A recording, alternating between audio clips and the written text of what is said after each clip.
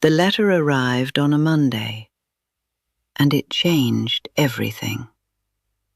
Holt Avery had been sitting on the porch of his cabin, reading the same page of an almanac he'd been reading for 3 days, when the supply rider tossed a folded paper onto the rail and said, "County office sent this." Holt opened it and read it twice, and then read it a 3rd time, because the words didn't make sense the first 2 times, and they barely made sense the 3rd. The letter was from the territorial judge in Helena. It said that Holt's claim to the 320 acres he'd been working for 11 years was under review because of a new homestead provision that required proof of family establishment.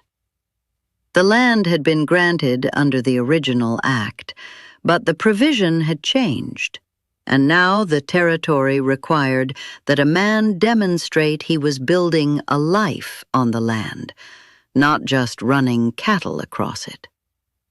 The language was dressed up in legal phrasing, but the meaning was plain. A single man, living alone on a ranch with no wife, no children, and no evidence of permanent settlement beyond a cabin and a barn, didn't meet the new standard. He had until the judge's circuit reached his district, which the letter estimated at 8 days, to demonstrate compliance, or the claim would be reassigned. 8 days. Holt set the letter on the rail and stared at the mountains, and felt the slow crawl of something he hadn't felt in years, which was panic. Not the sharp kind, the deep kind. The kind that sits in your stomach like cold water and spreads outward until your hands don't work right, and your thoughts move in circles instead of lines. He'd built this place from nothing. He'd come here at 26 with a mule, an axe, and $60, and he'd cut every log, dug every post hole, laid every stone in the chimney with his own hands. He'd survived 2 winters that killed men with more resources and more sense. He'd built the barn, fenced the pastures, dug the well, established the herd. 11 years of his body and his sweat and his silence poured into this dirt. And now a man in a courthouse 200 miles away was telling him it wasn't enough, because he'd done it alone. He rode into town the next morning. He didn't know what he was going to do, but he knew he couldn't do it from the porch. The town was called Jasper, and it had 1 street and 12 buildings, and a population that knew every detail of every life within a 30-mile radius. Holt went to the land office first. The clerk, a thin man named Poole, who wore spectacles and smelled like ink, confirmed what the letter said. The provision was real. The judge was coming. And without a wife, the claim was vulnerable. "What am I supposed to do?" Holt said. "Marry someone by Thursday?"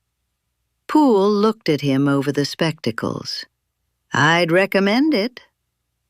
Holt stood in the street afterward and considered his options, which were almost none. He was 37 years old. He was not handsome. He was tall and heavy-boned, and his face had the look of something that had been assembled for function rather than appearance. A broad jaw, a nose that had been broken once by a horse and once by a fence post. Small eyes set deep under a heavy brow. His hands were the size of dinner plates and just as rough. Women in town didn't dislike him. They just didn't see him. He was the kind of man who blended into the landscape he worked, which was fine when the landscape was all he needed, but the landscape was about to be taken from him. He did what he'd never done in his life. He asked for help. He went to the saloon, and he stood in the doorway, and he said, loud enough for every man in the room to hear, "I need a wife by tomorrow. Anyone who knows a willing woman, you tell her Holt Avery has 300 acres, a solid cabin, and a herd that's never gone hungry. I'll marry her proper and I'll treat her fair. That's my offer." The room went quiet, the way rooms go quiet when someone says something that's either brave or desperate, and no one's sure which. Then the laughter started. Not mean laughter, not exactly. The kind of laughter men use when they don't know what else to do with someone else's pain. Holt stood in the doorway and took it. And when it was done, he walked out and went to the general store and posted a notice on the board. And then he rode home and sat on the porch and waited for something that he didn't believe was coming. She came the next afternoon. He was in the barn when he heard the horse. He came out and saw a woman on a tired sorrel mare coming up the trail, with a boy in front of her in the saddle. The horse was thin, and the saddle was old, and the woman looked like she'd been riding a long time. She was maybe 28, slight and sharp-featured, with brown hair that had come loose from whatever she'd tied it in, and eyes that moved across the property the way a person's eyes move when they're assessing threat before they assess anything else. She wore a faded blue dress that had been mended at the seams and boots that were cracked at the soles, and she held the reins with hands that were small but certain. The boy was around 4. He sat in front of her, gripping the saddle horn with both fists, barefoot, in clothes that were too big for him. And he looked at Holt with the wide, unblinking stare of a child who has learned to watch men carefully. She stopped the horse at the fence and looked down at Holt and said, "You the one who needs a wife?" "I am." "By tomorrow?" "That's right." She looked at the cabin, then the barn, then the pastures, then back at him. She was reading the place the way he'd seen cattlemen read a herd, fast, thorough, missing nothing. "My name is Lena Coyle," she said. "I saw your notice at the store. I'll marry you, but I have a condition." "What condition?" She put her hand on the boy's chest. He leaned back into her the way small children lean into the one person they trust completely. "This is my son, Eli. He's 4 years old. His father is dead, and I won't pretend otherwise, and I won't explain further. If I marry you, you raise this boy as yours. Not as a hand, not as a guest, not as the woman's child who lives in your house. As yours. You give him your name and your protection and your time. That's my condition. Take it or don't." Holt looked at the boy. The boy looked back. His eyes were brown and enormous, and there was something in them that Holt recognized, though it took him a moment to place it. It was the look of someone who has already been let down and is waiting to be let down again. Holt had seen that look in his own reflection more times than he could count. "What's his name again?" Holt asked. "Eli." Holt took a step toward the horse. The boy didn't flinch, which told Holt something. He didn't smile either, which told him something else. "Eli," Holt said, "you hungry?" The boy looked up at his mother. She gave a small nod. He looked back at Holt. "Yes, sir." "Then come inside, both of you. By the way, if you're feeling this story settle into your heart, take a moment to subscribe and leave a comment telling us where you're listening from. We love hearing from you. Now, let's continue. She didn't trust him. He could see it in the way she moved through the cabin, one hand always near the boy, one eye always on the door, her body angled so she could leave fast if she needed to. He understood it. He didn't take it personally. Trust was something that had been taken from her by someone else, and it wasn't his place to demand it back. It was his place to earn it. And earning it meant being predictable and patient and keeping his hands where she could see them, and never once making her feel like the walls were closing in. He gave them the bed. He slept in the barn. He made supper, beans and cornbread and salt pork, and he set 3 plates on the table. And it was the first time that table had held more than one, and the wrongness of that hit him harder than he expected. Not wrong as in bad, wrong as in how had he lived 11 years with 1 plate on this table and called it a life? Eli ate like he hadn't eaten in days. Lena ate slowly, watching Holt over the rim of her cup with those assessing eyes. When the boy was done, she wiped his face with her sleeve and said, "What do you say?" "Thank you, sir."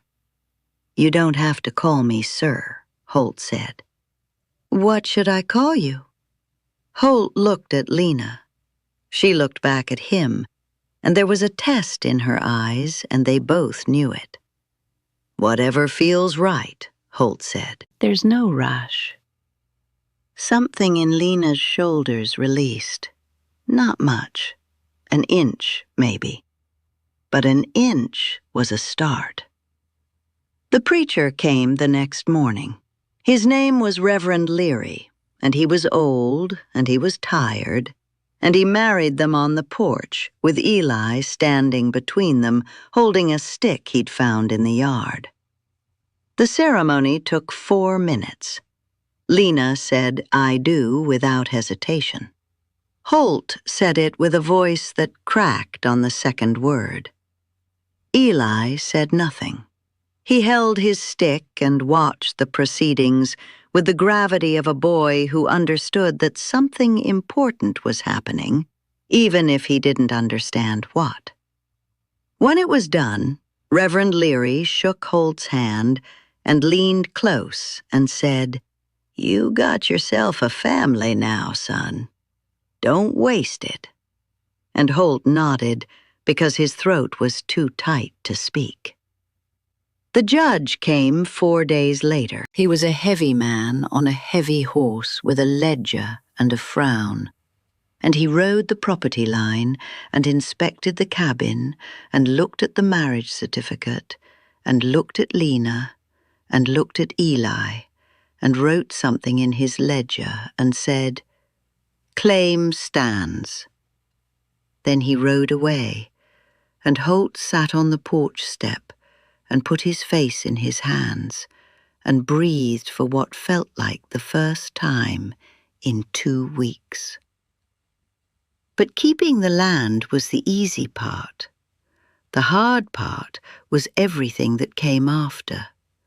The town had opinions. Jasper was the kind of place where opinions traveled faster than horses and lasted longer than winters. Holt Avery, the quiet one, the loner, the man who'd spent 11 years talking to cattle instead of people, had gone and married a stranger with a child in 2 days flat. The women at the general store discussed it over flour and fabric, The men at the saloon discussed it over whiskey. The general consensus was that it was a land deal dressed up as a marriage, and that the woman had gotten the better end of it, and that it would last about as long as the first frost. Holt heard the talk because you always hear the talk in a town that size. He didn't respond to it. He had 300 acres to work, and a woman and a boy under his roof, and the opinions of people who'd never built anything with their own hands didn't rank high on his list of concerns. Lena worked. She worked the way people work when working is the only thing that's ever kept them alive. She scrubbed the cabin until the wood looked new. She reorganized the pantry and the root cellar and found stores Holt had forgotten he had. She patched every piece of clothing he owned. She cooked meals that made the cabin smell like a place people actually lived, instead of a place a man endured. She did all of it without being asked, and without being thanked, and without once acting like any of it was a favor. It was just what needed doing. And she did it. But she didn't talk. Not really. She said what needed saying. Pass the salt. The fence needs mending. Eli needs new boots. And nothing more. She moved through the house like someone walking through a room with breakable things on every surface, careful and contained, and ready to stop at any moment. Holt gave her space. He didn't ask about Eli's father. He didn't ask where she'd come from or what she'd survived. He let the silence be what it was, and he filled it with the only language he knew, which was work. He built Eli a bed, a real one, with a frame and a headboard and a mattress stuffed with clean straw. He put it in the corner of the main room where the morning light came through the window, and he carved the boy's name into the headboard with his pocket knife, Eli, in block letters that were rough but readable. When Eli saw it, he ran his fingers over the letters and said, "That's my name." And Hope said, "That's right. That's your spot. Nobody else's." The boy looked at him, and for the first time, something behind his eyes moved. Some small, locked thing shifting on its hinges. Lena saw the bed that evening. She stood in the doorway and looked at it for a long time, and she didn't say anything, but her hand went to her mouth, and she turned away and went outside, and Holt heard her breathing on the porch, in the way people breathe when they're trying not to cry, and losing. He didn't follow her. He waited. When she came back in, her eyes were red, and she said, "You didn't have to do that." "I know." "Why did you?" "Because you said raise him as mine, and mine gets a bed with his name on it." She looked at him across the cabin with the firelight between them, and he saw something in her face that he hadn't seen before. Not trust, not yet, but the place where trust might grow if given enough time and enough reason. Weeks passed. Holt took Eli with him to check the herd each morning. The boy rode in front of him in the saddle, small hands on the horn, quiet and watchful. Holt talked to him while they rode, not about anything important, just about the land, where the creek ran fastest, which hills the cattle favored, where the elk came down in autumn, how to read the sky for weather. He talked because the boy listened, and because listening is how children learn to trust the voice that's talking. Eli didn't say much at first. Then he started asking questions, small ones. Why do the cows go there? What's that bird called? How come the water sounds different here? And Holt answered every one, because no question a child asks is small. Not really. Not when you understand that every question is the child saying, I trust you enough to not know something in front of you. One evening after supper, Eli was sitting on the floor near the stove, drawing in the dirt with his finger. Holt was mending a bridle. Lena was washing plates. And Eli said, without looking up, Holt, are you my daddy now? The cabin went still. Lena's hands stopped in the water. Holt's hands stopped on the leather. The fire popped, and the wind pressed against the window, and the question hung in the air like something that had been waiting a long time to be asked. Holt set the bridle down. He looked at the boy on the floor, this small person who had shown up on a tired horse with his mother's arms around him and nothing else in the world, and he said, If you want me to be. I want you to be. Then I am. Eli went back to drawing in the dirt, like it was settled, like it was the simplest thing in the world. And maybe it was. Maybe the complicated things are only complicated because adults make them that way. Maybe a 4-year-old sitting on a cabin floor knows something about belonging that grown men spend their whole lives trying to learn. That night, after Eli was asleep in his bed with his name on the headboard, Lena sat next to Holt on the porch. She sat closer than she'd ever sat before. Their shoulders were almost touching. The stars were out, and the coyotes were singing in the valley, and the night was cold and clear. His father was a cruel man, Lena said. She said it quietly, not like a confession, but like a fact she was finally setting down after carrying it too long. He hit me. He would have hit Eli. I left before he could, walked out in the middle of the night with the boy in my arms and nothing else. I've been moving ever since. 2 years. Town to town, job to job. Every place I stopped, men looked at me and saw a woman with a child and no husband. And they made their assumptions and their offers, and none of them were offers I could accept. She paused.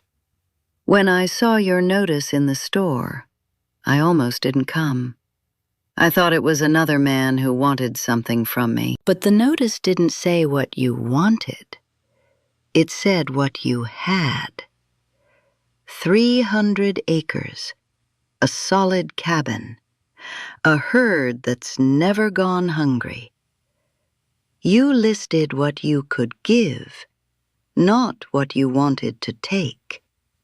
That's why I came. Holt sat with that for a long time. Then he said, I put up that notice because a judge told me I'd lose my land without a wife. I want you to know that. I want you to know I didn't start this for the right reasons. I know. But I want you to know something else. That judge left 3 weeks ago. The claim is settled. The land is mine. You could leave tomorrow and it wouldn't change anything about the deed. He turned to her. But it would change everything about this cabin. And I don't want you to leave, Lena. Not because of the land. Because of the plate. The plate? There's 3 plates on that table now. And every time I see them, I think about the 11 years I sat there with one and told myself it was enough.